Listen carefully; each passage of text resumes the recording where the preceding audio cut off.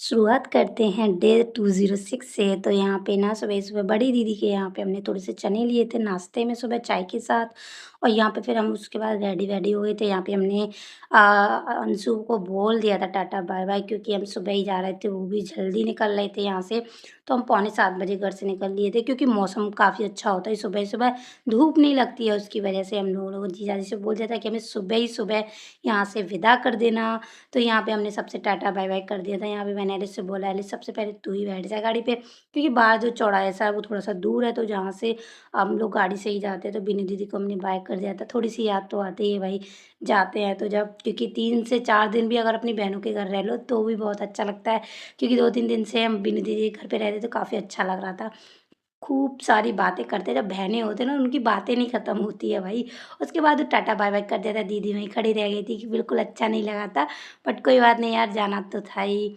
और जब वो भी आती हैं आगरा तब भी हमको बहुत अजीब लगता है, या हम कहीं जाते हैं तो भी हमको बहुत अजीब लगता है। तो ये ना एलिस के फ़ोन से वीडियो बनी थी, तो थोड़ी-सी ऐसी हो रही थी। और यहाँ पे फिर हम बस में भी बैठ गए थे, मैं और एलिस दोनों, मस्त हवाएँ चल रही थी। सुबह का मौसम बहुत अच्छा था। यहाँ पे थोड़ी-सी थकान सी हो रही थी, तो मैं तो थोड़ा लेट से ही गई थी। उसके बाद ऑटो में आ गए थे आगरा, मतलब आगरा भी हम लोग पहुँच चुके थे। और ऑटो में बैठे हुए थे भाई साहब, बहुत ज़्यादा परेशान हो गए थे, थकान इतनी ज़्यादा हो जाती है आते-आते।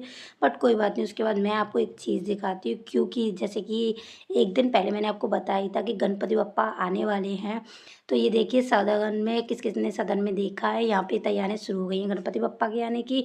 तो भाई फिर से बोल दो एक बार मेरे व्लॉग में, गणपति बप्पा मोरया। घर आते हुए चाय मिल गई थी, मम्मी ने चाय बना दी थी, क्योंकि कहीं पे भी जाओ, चाहे अपने घर आओ, चाहे हम बहनों के घर जाएँ, चाहे भाभी के घर जाएँ, चाय तो बनती है। तो भाई साहब यहाँ पे मैंने, एलिस ने चाय भी पी ली थी। फिर ना खाने में क्या था, खाने में वैसे तो लौकी बनी थी जो कि ख़त्म भी हो चुकी थी, शायद कुछ ज़्यादा टेस्टी थी। तो यहाँ पे कुछ आलू की चटनी बनाई थी मम्मी ने, और कुछ करेले की भी सब्ज़ी थी। तो भाई साहब हमने उसी से 2 रोटी मम्मी के हाथ की खा ली। और उसके बाद फिर शाम को भी हम लोगों ने चाय पी ली। रात के खाने में मैं आपको बता देती हूँ, भिंडी की सब्ज़ी थी और ये चटनी बनाई थी मैंने, बहुत टेस्टी थी। ये लिए थे मैंने 2 रोटी अपने लिए। अगर आपको मेरे व्लॉग अच्छे लगते हैं तो फॉलो करना बिल्कुल मत भूलिएगा। मिलते हैं आपको नेक्स्ट व्लॉग में। ब